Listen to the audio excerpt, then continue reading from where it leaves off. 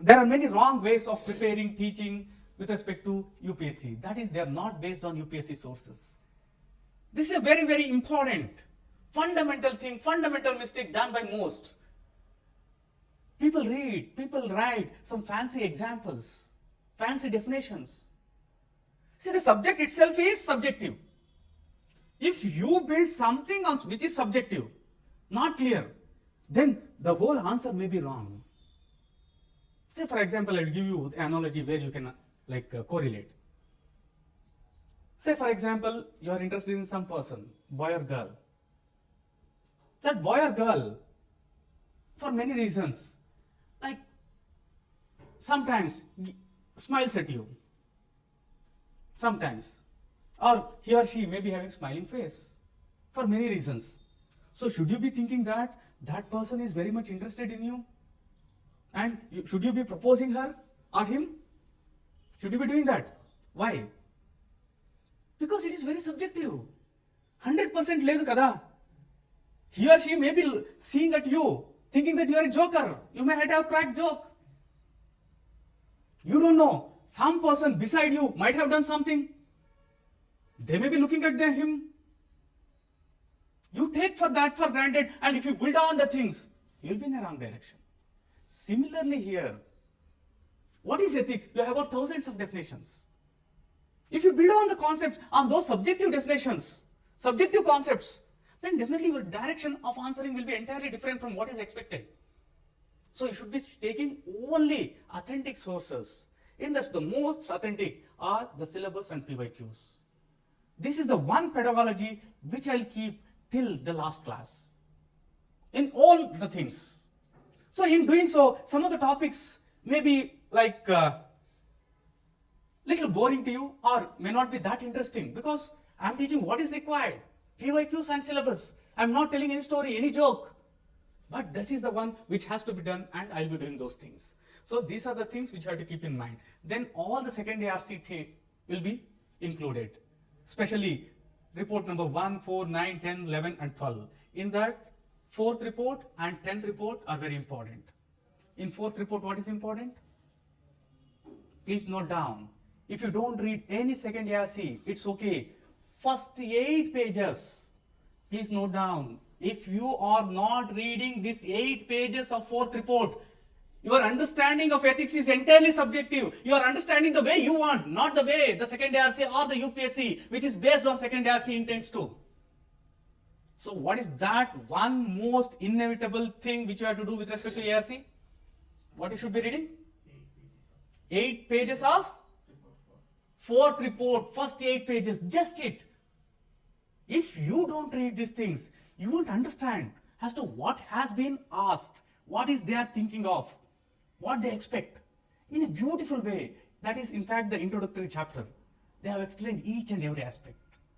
I want you to master that before you head into any answer writing. They will tell you as to what exactly ethics in administration, ethics in civil service. What is ethics in fact? In fact, in the very first line, they have even defined what is ethics. That is a holistic and all-encompassing one. You should be going through those things. Then UNDP, Department of Person, in collaboration with DOPT, have come up with certain reports. These are the reports we'll be basing. I'll be giving the gist, the cream. It will be sufficing if you just read those things. These are bulky. It will take time if you go on your own. You shouldn't be doing the mistake which I did when I was a student. When I was writing UPSC exams, second year's report were just coming. So in fact, they were very, very important. What I did is, I used to go through those things. But since the report was bulky, it is little difficult to comprehend. It took a lot of time. So the time which I should have been revising, I spent on second ARC. Not only that, I was not able to make notes. I was not able to interlink the things in the syllabus. Because of which, though I read some of the most important authentic things, I was not able to get good marks. So that you shouldn't be doing. You just concentrate on the cream, the crux that I will be giving you, that will be more than sufficient. And there is a book written by Michael J. Sandel, and also videos are there. He is a Harvard University professor and he is in fact one of the stalwarts of ethics. You should be going through these things. The videos are available on YouTube, and the PDF of the book Justice, What is the Right Thing to Do, is also available. You can go through those things. We'll be covering these things in the class. Then another wrong way approaching ethics is it is thought to be general ethics. Some even are teaching Mahabharata, Ramayana, Bible, Quran. Definitely they are important, but it is not pertinent to this, because this is not general or philosophical ethics. This is ethics in civil service, public administration and governance. You can see here we have got 7 chapters. In this is the only chapter where we talk about general aspects, and you will be astonished. There is nothing concrete in a first chapter also which is philosophical ethics. No, we are not. They are like, you have got 5 topics in paper 1. They are pretty simple.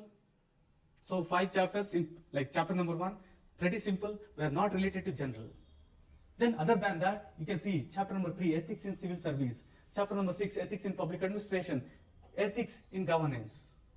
So it is all about administrative ethics, not general ethics. And also you shouldn't be doing one mistake many are doing, especially the people who are having like PSIR.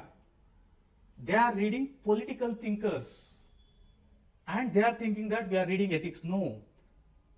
Polity is all about power. It's all about authority. It's all about state, government and governance. Here we are studying moral thinkers, about morality, about ethics, not about power. So what we read in PSIR is entirely different from what we will be reading here. And more than 50% of the case studies are directly relating to public administration. Because you will be given a place, you will be given a position. Say for example, you are the collector, you are the director. Many don't know who is the director. You are the director of a department. So what is the difference between the director and secretary? What is the difference? Many are not aware. The work secretary does is entirely different from what the director does. So you should be having fair idea about public administration concepts also. So here these are the major concepts which we will be studying in the entire paper. These are ethics, morals, values, attitude, integrity, probity, aptitude and emotional intelligence. These concepts are applied to what? These are applied to? Yes. So here these are applied to first society. These are applied to civil service. These are applied to public administration. These are applied to governance. That's it. So you should have fair understanding of all these things. Not only that, one of the fundamental mistake done in most of the teachings, what I have come across on YouTube is, they're not explaining some of the most important concepts as to what is civil service, what is public service, public administration, bureaucracy, government, governance, good governance. Here the questions are directly asking those things. They have asked about bureaucracy, bureaucratic attitude and democratic attitude. What is the difference? How can you answer any question if you are not aware as to what is public administration? If you are not aware of what is public administration, how can you think of ethics in public administration? Then the most important aspect which you should be doing and which is not done anywhere is not integrating with PYQs. All said, but no one does. PYQs are the most important things which you have to keep in mind. Say for example, 2024 paper, section A. In this, you cannot answer, I repeat, 2024 UPSC ethics paper, you cannot answer more than 80% of the questions. I repeat, 2024, just see the question paper, you won't be in a position to answer more than 80% of the questions. Even if you go through all the books in the market, even if you cover all the concepts given in the syllabus. They're entirely different. For ethics and essay, the most important thing is PYQs. PYQs majorly define, majorly tell you as to how you have to prepare and what they are asking. So you should be going through all the PYQs, not year wise, but according to sub-topic wise. If you are interested, please let me know or comment below, or you can contact the institution Future IAS Academy. It is at the heart of Ashok Nagar. We'll get you all those PYQs sorted sub-topic wise. Not just topic wise, not just chapter wise. Each and every topic, all the questions which have come under this in all the year will be given to you. Just analyze those things. This is the most important thing which you should be doing. Okay, so syllabus of ethics or even essay, for that syllabus given in addition PYQs. And what should we do after this one? FIQs. Based on this, you should predict the question and should prepare. There are high chances of appearing, and then you will be getting definitely very, very high marks. So as I told you, 2024 section A was different, and 2023 section B, the case studies were entirely different. So take this very important key which I have found after analyzing all the PYQs after 16 years of teaching. UPSC is already showing that change in trend of the questions. This trend can be seen in 24 and 23. So what you should be doing? You should be giving more focus on these year questions. If you go to the PYQs, in general, 78 to 80% of the questions are repeated. I repeat, in ethics, 70 to 80% of the questions are repeated. Only in these 2 years, there was some difference. They are different. So what you should be doing? The different in trend is already shown here. Master these 2-year questions. Then you will be able to go a step ahead of the question paper setter, able to tune to the frequency of the question paper setter.